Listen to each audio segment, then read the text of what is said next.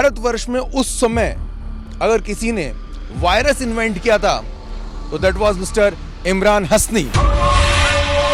मार खा के पॉकेट मार और सेंध मार अपनी जुबान खोलते हैं। तुम लोग हमसे डरते हो। और रेड लेडी नाम का एक छोटा सा वायरस बनाया था वो रेड लेडी वो पुरानी बात हो गई। 5 रुपए? अरे सर, ऐसा कैसे सोच लेते हैं आप? भोपाल के दर्शकों को एक बार आप कुछ भोपाली अंदाज में कुछ बोल के जरूर दिखाएं। वहाँ वो बड़ा लपक माल आ रही है, देखा उधर से कन्ने कट गए, मैंने देखा।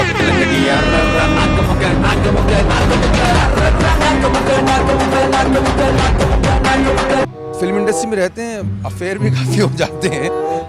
आप एक हाले की शादीशुदा मर्द हैं, दर्शक ये जानना चाहेंगे, फैंस जानना चाहेंगे कभी किसी से कुछ अफेयर आपका हुआ हो? इंटरव्यू लेते हैं कि शादी तोड़वाने का काम भी करते हैं? पहुंचते ही सबसे पहले तुझे खत्म करूंगा। एक आपकी जिंदगी का एक बड़ा हिस्सा जो है एक काफी कहा जाता है एक फॉरेस्ट एरिया दरीबा नाम से एक जगह आपका गुजरा है, करीब जयपुर से 100 किलोमीटर दूर दरीबा। तो वो भी एक जगह है जहाँ के बचपन गुजरा है, जहाँ मेरे फादर सर्विस करते थे। तो उस जगह ने बहुत कुछ दिया। देखिए कितने भावुक हो जाते हैं।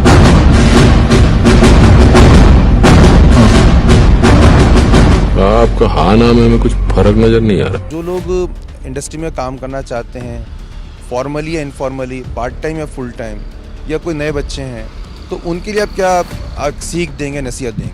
देखिए, एक तो ये है कि लोगों को लगता है कि अगर मुंबई जाएंगे तो ही काम मिलेगा। बिल्कुल गलत है।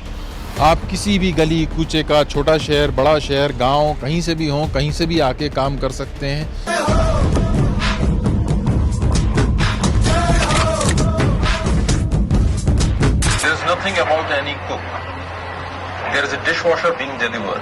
तो शो रील देख के आप समझ ही गए होंगे कि हम किसकी बात कर रहे हैं। मशहूर फिल्म अदाकार और मुंबई फिल्म इंडस्ट्री के जाने पहचाने नाम इमरान हस्नी। जी हाँ,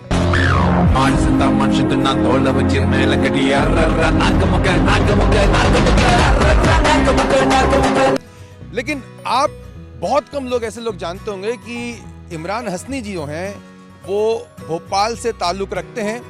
उनका जन्म स्थान भोपाल है। उन्होंने अपनी 11वीं तक की पढ़ाई भोपाल में की है और यही वजह है कि आज वो अपनी पहली फिल्म की शूटिंग भोपाल में करने आए हैं और इस लोकेशन को लेकर बहुत एक्साइटेड हैं। तो चलिए हम बिना कुछ देरी करें उनसे आपका तारुफ करा देते हैं। इमरान जी, आपके शहर में और आप ही के जन्म स्थान पे आपका बहुत बहुत स्वागत है। Thank you so much. मुझे खुद बहुत खुशी है, मैं बहुत एक्साइटेड हूँ। मैं कब से चाहता था कि कोई फिल्म की शूट भोपाल में हो और इतने सालों के बाद अब जाके वो वक्त आया कि हम भोपाल के अंदर शूट कर रहे हैं। जहाँ पर बचपन गुजरता है वो हमेशा यादों में बहुत ही खुशनुमा एहसास देता है। अब आप भोपाल में आके आबोहवा से आप रूबरू हो रहे हैं, किस तरह की आपकी फीलिंग्स आ रही है आपके? मुझे बहुत अच्छा लगता है वो गलियाँ जहाँ पे कभी बचपन में हम खेला करते थे, चला करते थे, वो दोस्त, वो लोग, और ये भोपाल का वो माहौल। एक वो वाला भोपाल में माहौल था जहाँ पे कि हम किसी के घर में जाने के लिए दरवाज़ा हमने कभी खटखटाया नहीं, हमें मालूम नहीं था कि नॉक करना क्या होता है। हमारे जो मोहल्ले में जो चारों तरफ जो जितने भी घर थे, हमें याद नहीं कि किसी ने हमारे घर का दरवाज़ा खटखटाया हो, या हमने कभी, अगर नॉक होता था तो पोस्टमैन ही आता था, नहीं तो हम लोग तो बस ये दरवाज़ा खोला और उस घर में चले गए, उसका वो आए इधर आ गए, यही रहा। पहले मैं जानना चाहूँगा भोपाल की वो आपकी जहाँ पे आप जन्म हुआ, आपका पढ़ाई करते थे, आपकी यादों के झरोके में कुछ तस्वीरें आपको निकलकर सामने आ रही होंगी, उन तस्वीरों के बारे में हम जानना चाहेंगे। नूर महल जगह है जहाँ पे मैं पैदा हुआ और वहीं पे फिर उसके बाद फादर राजस्थान के थे तो हम राजस्थान चले गए। फिर उसके बाद जब स्कूल जाने लायक हुए तो वापस भोपाल आए और सेंट जोसेफ्स कॉन्वेंट के अंदर हमने एडमिशन लिया। तो सेंट जोसेफ्स कॉन्वेंट से हमने अपनी पढ़ाई शुरू करी। उसके बाद सेंट जोसेफ्स कॉन्वेंट, सैफ भी उसी स्कूल में हमारे साथ था, सैफ अली खान। फिर उसके बाद वो तो चले गए कहीं बाहर पढ़ने के लिए और वो स्कूल जो था वो सिर्फ गर्ल्स के लिए कर दिया, तो हम कैम्ब्रिज स्कूल में आ गए। कैम्ब्रिज स्कूल में 11वीं तक पढ़ाई करी, उसके बाद वापस राजस्थान, जयपुर। चैंपियन बनो है फिर से लला, हमसे जय ना हो सके। खड़ी फसल पे जानवर छोड़ दे, कछु बोलो तो जे हाल कर देते। 4-4 लाइसेंसी बंदूकें हैं बिन के पास। इतने स्कूलों के नाम लिए हैं तो उन स्कूल के जो स्टूडेंट्स इस प्रोग्राम को जो देख रहे होंगे काफ़ी एक्साइटेड होंगे कि आपके ही स्कूल से पढ़े हुए हैं इमरान हसनी। भोपाल के तमाम जो बच्चे हैं वो काफ़ी खुश हो रहे होंगे सुन के। अच्छा, ये बात शायद लोगों को मालूम ना हो कि सेंट जोसेफ्स कॉन्वेंट पहले कोएड था। लोगों ने तो, क्योंकि उस जमाने की बहुत पुरानी बात हो गई, अब तो शायद सिर्फ गर्ल्स के लिए ही है। ये थोड़ा मुझे भी फैक्ट को चेक करना पड़ेगा। अच्छा, कोई ऐसी वो पुरानी बात आपके भोपाल की कि भाई जब खेल कूद को लेकर या कोई ऐसा कोई पुराना दोस्त आपको याद आ रहा हो जिसे आप अभी आप आपकी निगाहें उसको ढूंढ रहे हो कि काश वो सामने आ जाए तो उस बातों को, पुरानी यादों को ताज़ा किया जाए? देखिए, बहुत दोस्त थे मेरे ऐसे। एक हमारा दोस्त था रिजवान उल्ला खान, हमारे साथ जाता था आता था स्कूल में। लोग समझते थे कि हमारा रिश्तेदार है, हम भी उसको यही समझते थे। हम लोगों ने तो कभी फ़र्क समझा ही नहीं, मालूम ही नहीं था हमारे। हमें इतनी छोटे से उसके साथ शुरू करा था। वो थे, और भी बहुत से नाम है, मैं नाम लूँगा, एक का नाम लूँगा तो भाई दूसरे के साथ नाइंसाफ़ी हो जाएगी। बहुत सारे हैं, तो बहुत याद आते हैं वो लोग, बहुत अच्छा लगता है। दूसरा एक और पहलू, दर्शकों ये पूरा एक्सक्लूसिव इंटरव्यू है इमरान हसनी जी का, और ये आपको वो जानकारी इस इंटरव्यू में आपको मिलेगी जो शायद पहले कभी इमरान हसनी जी की शख्सियत से बाहर नहीं निकली हैं। आपको जानकर हैरानी होगी कि इमरान हसनी जी सबसे पहले एक सॉफ्टवेयर इंजीनियर थे, और उस वक्त जब कोई इंजीनियर को लेकर, सॉफ्टवेयर इंजीनियर को लेकर कोई डिग्री, फॉर्मल डिग्री भी नहीं हुआ करती थी। और अगर आपको लग रहा हो कि मैं फॉर्मली ये बोल रहा हूँ कि ठीक है डिग्री नहीं थी, हर एक अपने आप को कंप्यूटर का काम करने वाला शख्स अपने आप को सॉफ्टवेयर इंजीनियर बोल देता होगा, तो इमरान हसनी जी भी उनमें से एक होंगे। तो आपको मैं बताना चाहूँगा यहाँ पर कि भारतवर्ष में उस समय अगर किसी ने वायरस इन्वेंट किया था तो that was mister Imran Hasni. जी हाँ, इमरान हसनी जी ने वायरस तक इन्वेंट किया था, और आप समझ सकते हैं किस हद तक उन्होंने सॉफ्टवेयर और कंप्यूटर में महारत हासिल कर ली थी। उस इमरान हसनी के बारे में हम जानना चाहेंगे जो इस कदर सॉफ्टवेयर और कंप्यूटर की फील्ड में आगे निकल गया था, और आपको उस वायरस के बारे में भी जानना चाहेंगे। देखिए, वायरस बनाना कोई अच्छी बात तो है नहीं, तो लेकिन मैंने MCS करा था, मास्टर ऑफ कंप्यूटर सिस्टम्स। लेकिन जो पढ़ाते थे मुझे लगता था वो हमेशा कम है, तो मैं हर टाइम बुक्स लाके और ज़्यादा, और उस ज़माने में बस इंटरनेट आया भी नहीं था। ये मिड 90s की बात है जब कंप्यूटर इंट्रोड्यूस हो रहा था इंडिया में, तो मैंने अपने लेवल पे ही ज़्यादा तैयारियां करी थी। मैंने वो सॉफ्टवेयर की वो सारी चीज़ें जो हमारे देश में भी नहीं आई थी, बाहर थी, वो भी मैं उन्हें उसके सॉफ्टवेयर मंगवा के उसके ऊपर प्रैक्टिस करी थी। और रेड लेडी नाम का एक छोटा सा वायरस बनाया था, वो रेड लेडी वो पुरानी बात हो गई। ये नाम रेड लेडी क्यों रखा आपने? क्योंकि उसमें आज के दौर में तो हम समझ सकते हैं कि यूर वन, आप लेडीज के आसपास घिरे रहते हैं, लेकिन उस समय भी आपकी जो नाम जो रखा, वो उसमें क्या था, जब वो कंप्यूटर के अंदर जब आपका कंप्यूटर इन्फेक्ट होता था वायरस से, तो उसके अंदर एक छोटी सी रेड कलर की लेडी आती थी इस कॉर्नर से, और उस कॉर्नर तक जाती थी। आप उसको देखते रहते थे, वो आई गई, उस तरफ चली गई। जितनी देर में वो ट्रेवल करती थी उतनी देर में कंप्यूटर में सब साफ हो जाता था, तो इसलिए उसका नाम रेड लेडी। रेड लेडी जब आपने बनाया और ये तमाम इस हद तक महारत हासिल कर ली, तो फिल्मों की तरफ रुख कैसे हुआ? आप एक सॉफ्टवेयर, रेड लेडी किसी डिस्ट्रक्शन के पर्पज से नहीं बनाया था, क्योंकि अगर आप किसी चीज़ के बारे में पढ़ते हैं, मैं वायरस और वैक्सीन्स के बारे में पढ़ाई कर रहा था उस टाइम, तो वायरस के बारे में पढ़ रहे हैं तो एक बार तो आपको बना के उसको ट्राई करना पड़ेगा। तो मैंने उसको उसी लेवल तक रखा था, ऐसा नहीं था कि उसको छोड़ दिया था पूरे उसमें, हर जगह पर्पस भी अपने उसमें ही था, अपने क्लोज सर्किल में ही। उससे क्या मतलब कुछ लोगों को फायदा हुआ उस वायरस से? वैक्सीन्स के ऊपर अगर आप, वो मैंने कहा ना कि अगर आप किसी दवा पे रिसर्च करते हैं तो उसके पीछे के बैकग्राउंड में भी जाना पड़ता है, तो वैक्सीन्स बनाने के लिए आपको थोड़ा सा वायरस की टेक्नोलॉजी पे भी देखना पड़ेगा, तो मैं उसकी टेक्नोलॉजी के हिसाब से वो एक चीज़ यूज़ कर। अब मैं आ जाता हूँ कि वायरस बना लिया तमाम, वो सॉफ्टवेयर में भी काफ़ी आप आगे निकल गए, ये फिल्मों की तरफ कैसे एकदम रुझान बढ़ा? क्योंकि एक सॉफ्टवेयर इंजीनियर तो वैसे ही ओवरलोडेड रहता है इतने काम में, फिल्म एक कला जगत वाली एक लाइन है, वहाँ रुझान कैसे बना? देखिए, फिल्म और सॉफ्टवेयर के अंदर जो सिमिलरिटी है वो है क्रिएटिविटी। अगर आप हर सॉफ्टवेयर एक जैसा नहीं बनता है, सॉफ्टवेयर में भी आप अगर क्रिएटिवली आप कुछ नया नहीं लाएंगे तो वो वर्क नहीं करेगा। तो सॉफ्टवेयर के अंदर भी रोज़ एक नया, उसके अंदर भी नए कमांड्स, नए तरीके से उसको डेवलप करना। और रही बात फिल्मों की, तो जब मैं भोपाल में था तो 8वीं क्लास से मैंने थिएटर करना शुरू करा था। मैं करता रहा उसको, वो तो शौकिया करता था, ये नहीं सोचा था फॉर्मली आप करते थे या स्कूल में? बिल्कुल ऐसा ही, मैंने फिल्म देखी थी उस ज़माने में, एक फिल्म आई थी अमिताभ और विनोद खन्ना की, हेरा फेरी। अमिताभ बच्चन थे उसमें और विनोद खन्ना थे। उस हेरा फेरी फिल्म को मैंने थिएटर में कन्वर्ट करा था, तो एक छोटा सा प्ले बनाया था, ड्रामा बनाया था उसको, मोहल्ले में करा था, वो बड़ा हिट हुआ था। फिर बाद में उसको जब वो चल निकला तो फिर हमने और प्ले करना शुरू करे। फिर धीरे धीरे फिल्म के ड्रामे बनाते थे, फिर धीरे धीरे जो वेल नोन प्लेज हैं उनको करने लगे। फिर घर के मोहल्ले के लेवल से उठ के मंच तक चले गए, फिर वहाँ से शुरू हो गया। तो वो थिएटर वाला एक बैकग्राउंड तो रहा है हमेशा से, वो तो हम करते ही रहे। उसके बाद मेरे साथ प्रॉब्लम ये है कि जब मैं किसी चरम सीमा पे पहुँच जाता हूँ तो शायद मुझे एक चेंज चाहिए होता है। तो उसके बाद नौकरी से, सॉफ्टवेयर से दिल भर गया था, ये फिल्म नहीं। कैसे मतलब बॉम्बे आप पहुंचे, भोपाल से आप राजस्थान गए और राजस्थान के बाद फिर आप अचानक से फिर बॉम्बे पहुंचे होंगे, तो शुरुआत कैसे हुई? मतलब एकदम से उतरे स्टेशन पे और फिर कैसे मतलब नहीं, ऐसा तो नहीं हुआ, इतनी फिल्मी स्टोरी नहीं है। मैं गया था वहाँ पे मॉरिशस। मैं मॉरिशस में अपने सॉफ्टवेयर के काम में करता था, वहाँ पे भी मैंने थोड़े प्ले विले और वो सब करे थे। उसके बाद वहाँ पे डिसाइड करा था कि अब फिल्म इंडस्ट्री में ट्राई करना चाहिए, तो मैं यहाँ पर आया था ट्राई करने के लिए फिल्म बॉम्बे। और मैंने अपने आप को 3 महीने दिए थे कि भाई 3 महीने में जो हो जाएगा ठीक है, नहीं तो मेरा यूके जाने का प्रोग्राम था। यहाँ पर आया, यहाँ पर आके लोगों से मिला। यहाँ तो मुझे कुछ मालूम ही नहीं था, ABCD भी नहीं मालूम थी, किसी का एड्रेस भी नहीं मालूम था, नाम भी नहीं मालूम था। पता चला था कि एकता कपूर हैं, इनके बड़े सीरीज़ बनती हैं, बड़े सीरियल्स बनते हैं। वहाँ मालूम करा, उनके ऑफिस गए तो ऑफिस में जाने नहीं दिया। ऐसा कोई मीटिंग में अपॉइंटमेंट का सिस्टम तो वहाँ होता नहीं था, ना होता है। तो वहाँ पे उन्होंने बोला कि भाई ये डब्बा रखा हुआ है, यहाँ पे फ़ोटो डाल जाओ। मैं डालना नहीं चाह रहा था, मैंने कहा यार ये क्या तरीका है। तो वो, लेकिन वहाँ जो लोग खड़े हुए थे उन्होंने कहा कि हम तो सालों से आ रहे हैं, अब आप यहाँ आ ही गए हो तो डाल दो। मैंने डाल दिया। तो वहाँ पे तीसरे दिन जो था वो मेरे पास वहाँ से कॉल आ गया, तो वो उनसे एक ट्रैक शुरू हुआ वहाँ से। उसके बाद तिग्मांशु धूलिया फिल्म बना रहे थे। तिग्मांशु धूलिया ने अपनी फिल्म बनाई गुलामी। तिग्मांशु धूलिया से जब मैं मिला तो वो चरस फिल्म की शूटिंग कर रहे थे जो ख़त्म होने वाली थी।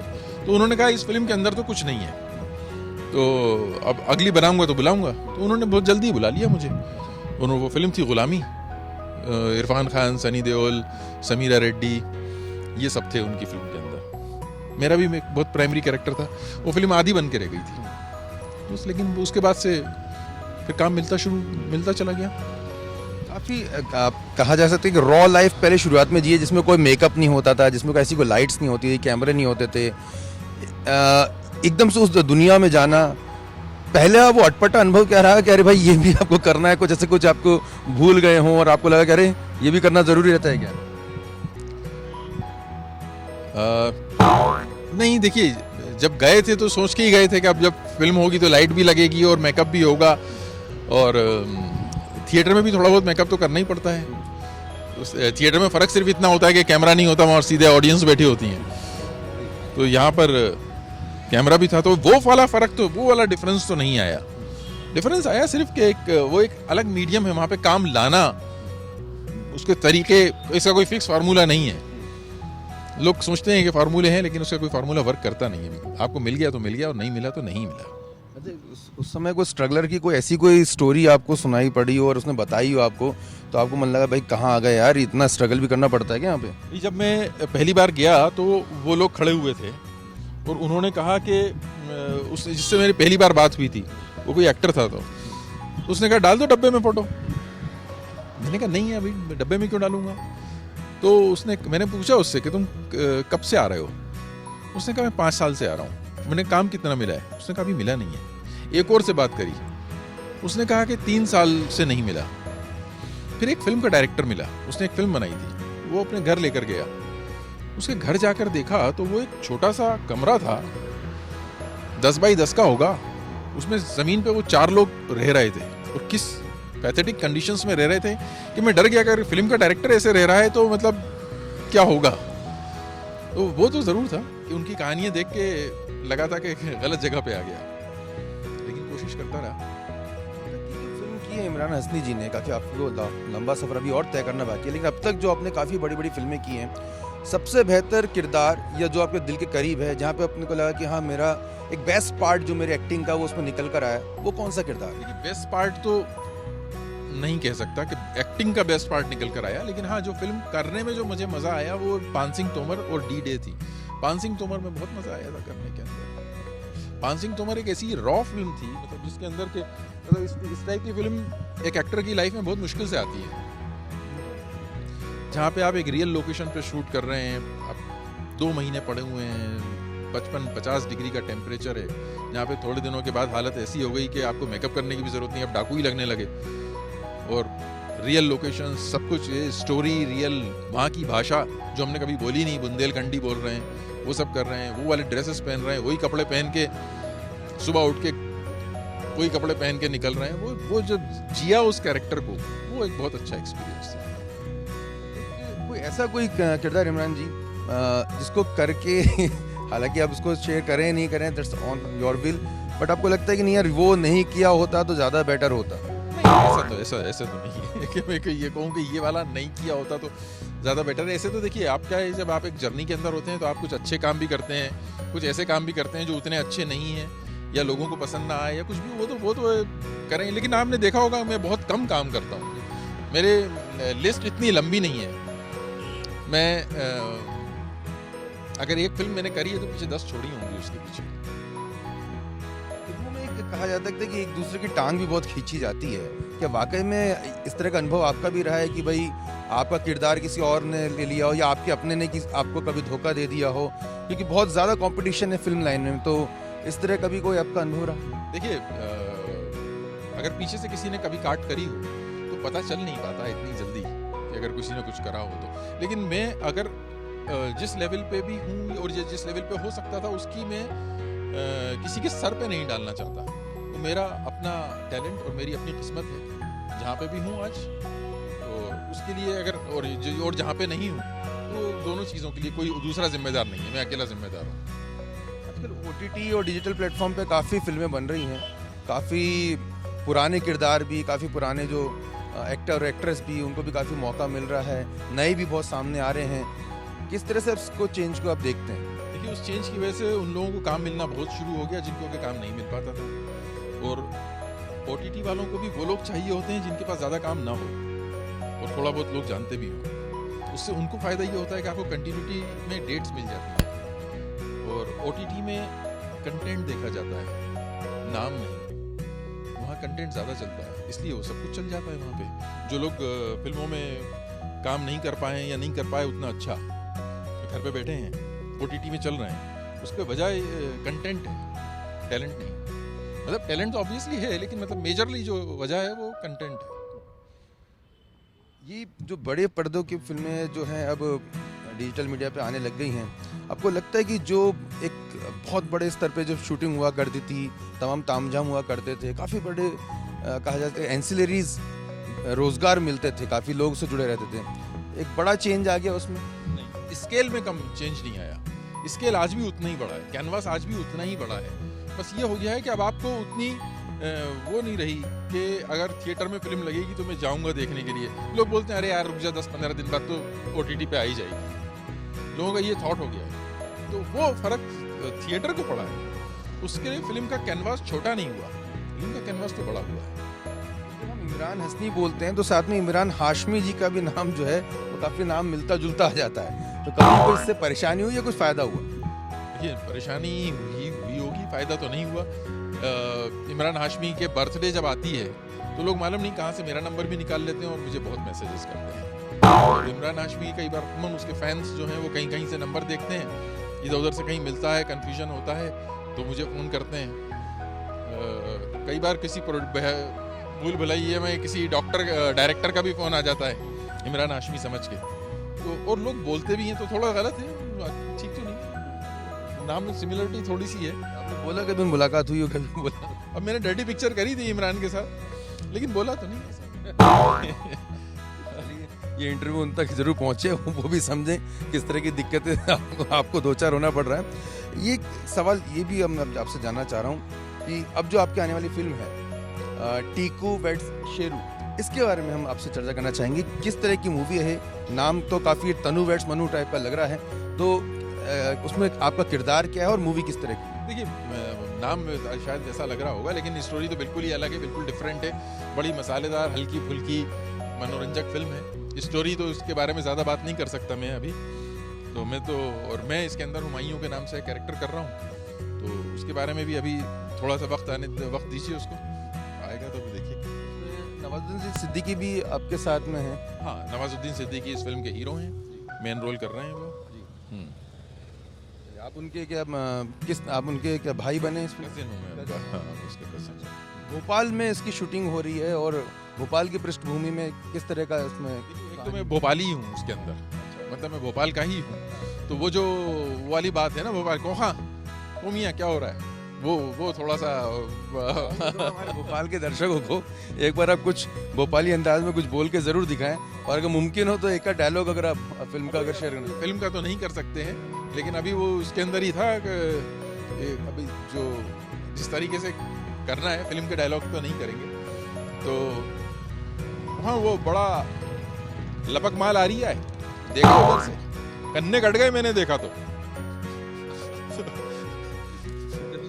जब ये डायलॉग आप बोलेंगे और जब बोलने की आप रिहर्सल कर रहे हैं, उस दौरान बचपन की भी यादें आती होंगी कि भाई तो नहीं कर रहा, क्योंकि काफी तो ये रहा है, बस खाली है अंदर ही निकल गया। रिहर्सल उस टाइप करना पड़ती है जैसे वो पान सिंह तोमर में करना पड़ी, वो लैंग्वेज कभी बोली नहीं थी, वो लैंग्वेज इतनी सुनी भी नहीं थी, वहाँ पे थोड़ा सा मुश्किल होता है, ये तो खून में है। आपसे जानना चाहेंगे, फिल्म इंडस्ट्री में रहते हैं, अफेयर भी काफ़ी हो जाते हैं, आप एक खाले की शादीशुदा मर्द हैं, भाभी जी भी प्रोग्राम देख रही होंगी, लेकिन आपके दर्शक ये जानना चाहेंगे, फैंस जानना चाहेंगे, कभी किसी से कुछ अफेयर आपका हुआ हो, नाम ना भले ही आप बताना चाहें तो, लेकिन कभी किसी से मोहब्बत जाग गई हो फिल्म इंडस्ट्री में रह के? मतलब आप इंटरव्यू लेते हैं कि शादी तोड़वाने का काम भी करते हैं? फिल्म के साथ सारी जो चीज़ें जुड़ी रहती हैं, और अफेयर वक्त पे तमाम जो है गॉसिप्स कॉलम भी छपते हैं, हमने कहा गॉसिप नहीं, सीधे आपसे ही पूछ लेते हैं। तो मैं वही पूछ रहा हूँ ना कि आप तो वही, मतलब आप अगला इंटरव्यू ले रहे होंगे कि आपकी शादी कैसे टूटी। इस पहलू को इमरान जी बताना नहीं चाहते, तो हमने सोचा भाई इमरान हस्नी नाम है, तमाम फिल्में कर ही रहे हैं, हाशमी और हस्नी ज़्यादा अंतर भी नहीं है, शायद उनकी तरह जो किसर किंग हैं उनकी तरह आपका भी कुछ फलसफा शायद जुड़ा हो इंडस्ट्री से, उन रुमानियतों से आप दूर हैं कि मतलब आसपास कहीं नज़ारों का आनंद तो ले लेते हैं? बस हल्का सा आपसे जानना चाहें।